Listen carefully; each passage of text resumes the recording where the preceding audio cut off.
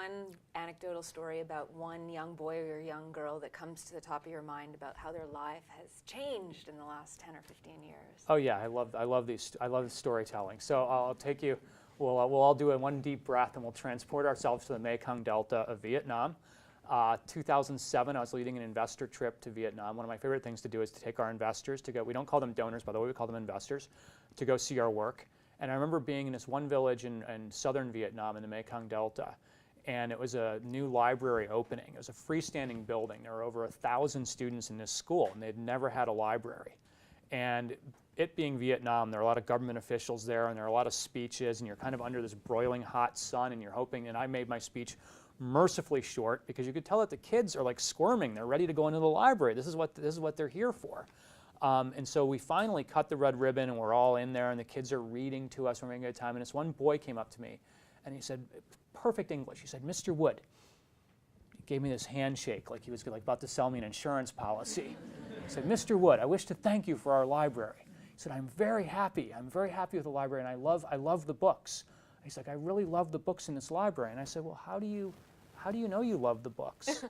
The library just opened like 1 nanosecond ago." And it turned out this kid had literally broken into the library the night before. He had climbed in through the window with a flashlight because he was so excited to read. And he said, "Mr. Wood, I read 9 books last night." I read 9 books.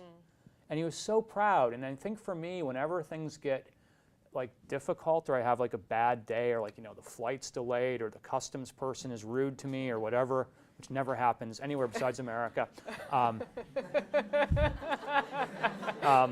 It's just those memories and those kids that I just try to visualize and say, we gotta win this because we gotta win it for those kids. Great. So let's talk resourcing. You went from your first year $35,000, and this year you're on target to raise over $50 million cumulatively. Inshallah, there's still 3.5 months left in the year, but yes, we're gonna try to get over $50 million this year. Does John Wood, based on the years of experience raising funds and raising resources, and that doesn't mean just cold hard cash, that means all of the, you've recruited volunteers into the fold. Do you have anything you'd like to impart, some do's and some don'ts? Maybe you'd like to start with what works for you. Yeah, well, you suggested that I come up with my top 10 list of do's and don'ts. Okay. So, and this is actually really great to be able to get this on video for everybody taking part in the, do you pronounce it a group? Yeah. To be able to get it on video for everybody who's part of the group, because I've been meaning to do this for years. And you'd think that a top 10 list wouldn't take that much time. The challenge is you can come up with a top 30 list, and then you got to whittle it down to what actually the top 10. So should I do the do's first or the don'ts first? Whatever you prefer. Let's start with the positive and do the do's. So the first one I'd say is lead with the solution, don't lead with the problem. Too many social entrepreneurs spend a lot of time talking about the problem and what's wrong, and they don't get to the solution quickly enough. So I'd say, first of all, sell the solution, right? People don't need to be told, people don't need a dissertation on the fact that there's poor people in Africa. They know that. What are you doing about it? People don't need a dissertation on lack of clean water. People know that. What's your solution? What are you doing about it? Secondly is to create, I think it's very important to create, when you're trying to get resources, create a direct causal link between what you're asking the investor to give you and what you're going to do with the money.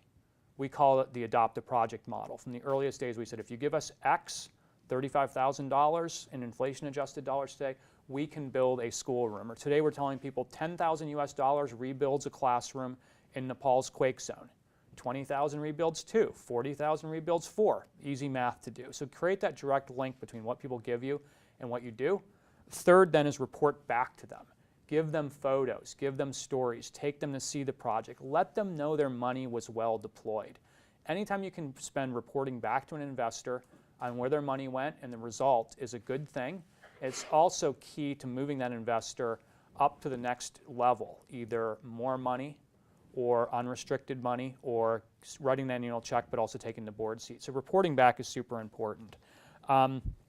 Fourth is, I think, letting your investors know how seriously you take their investment and that you keep a very close eye on your books so that you're not spending the money on silly things. In my second book, Creating Room to Read, I talked about the no Land Rover policy. right? You go through the developing world, you see all these aid agencies driving around in shiny Land Rovers. I said, why are you going to do that? If you spend $75,000 on a Land Rover in Cambodia, that means 300 girls can't be in your scholarship program that year. Fifth is find other creative ways for your investors to get engaged and support you beyond their annual check or beyond their biannual check. So for example, we have a lot of investment bankers. I mean, the whole thing about the media beating up on investment bankers, some of the most generous people I know in the world work for Goldman Sachs and Credit Suisse and Deutsche Bank and others. So I don't always believe that mythology that they're greedy, evil people. Any organization is going to have some bad people, but I've actually just embraced investment bankers in a very big way to say, you're generous, you've got a family, you've got kids, you care about education, and by the way, how many frequent flyer miles do you have?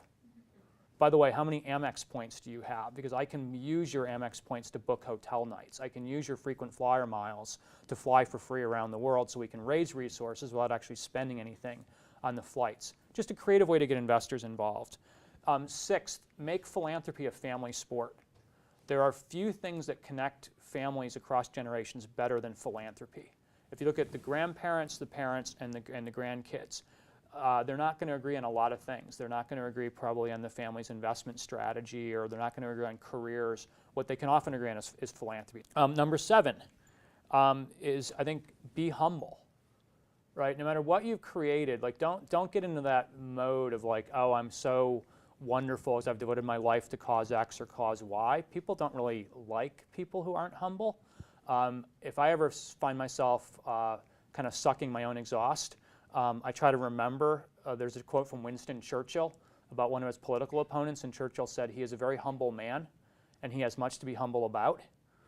And so I try to remind myself every day that no matter what Room to Read's accomplished, there's a lot we have to be humble about. And when people say to me, congratulations on milestone X or milestone Y, my first reaction is to say thank you. I'm very blessed. We're very blessed to be surrounded by a great team.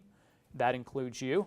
Thank you for everything that you're doing to help us to achieve this milestone. So no matter how successful you are, stay humble. That's a lesson that way too many business leaders forget. They become successful and then something switches in their brain that they go from humility to non-humility. Number 8, don't be afraid to ask for the order. If you are meeting with somebody, or you're presenting from a stage, or you're sitting in a small group, there's a reason you're there.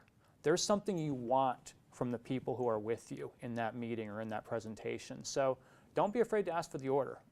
Too many social entrepreneurs, I think, spend a lot of time talking, and at the end of half an hour, the person they're talking to is just like, has no idea, what is it you want from me? I remember when I asked you, once you hosted a lunch for us, and for Room to Read and for me, and you were telling everybody around the room what they should be doing, and I said, well, Anita, what are you going to do? Yeah. I asked for the order, and you, what did you do? Yeah, I had no money, and I was stunned. I remember this because I actually brought friends to a table. There was like several millionaires around the table. I was thinking, yay, for Room to Read. And then John looks at me, he's like, what are you going to do? And so I was turning 40, and I said, well, I should raise 40 scholarships. So that was $250 times 40. I brought friends along. We threw a party, and we raised $14,000. So right, and that was then the equivalent of like, what is that, like 55 or 60 girls got to go to school. Yeah. Because of asking you for the order. 9th and 10th, I'll be very quick. I'll try to land the plane here because this is getting a bit long. Number 9 is to always be the Senior Vice President of Gratitude. Have your own version of the Thankathon. If you're a social entrepreneur and you haven't thanked at least 5 or 10 people today for being part of your movement, then what's wrong with you? You got to let people know that you appreciate them. And then I'd say finally, 10th and last is always lead with the positive, right? I don't know if anybody in this room is old enough to remember in the States we did like these things I called the Sally Struthers Weepathons, where there'd be these TV commercials and they would show like kids in Africa covered in flies, dressed in rags, and it would be guilt-based marketing. And I just don't believe in that. I think that objectifies children. Well, if you go to roomtoread.org, again, I'll repeat that, roomtoread.org for those who are online, and can look that up. Every image is positive. It's an image of a young woman riding her bicycle to school. It's the image of a second grade boy in South Africa in a rural township whose face is lit up because he's reading a book.